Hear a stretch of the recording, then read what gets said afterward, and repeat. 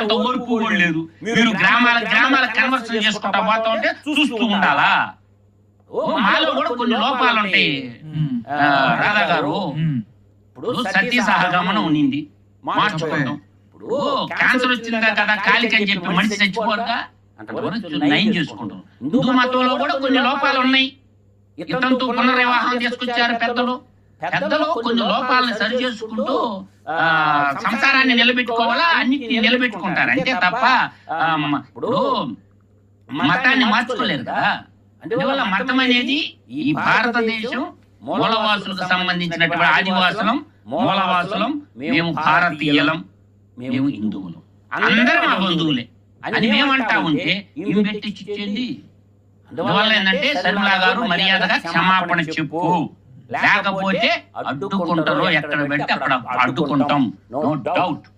అందువల్ల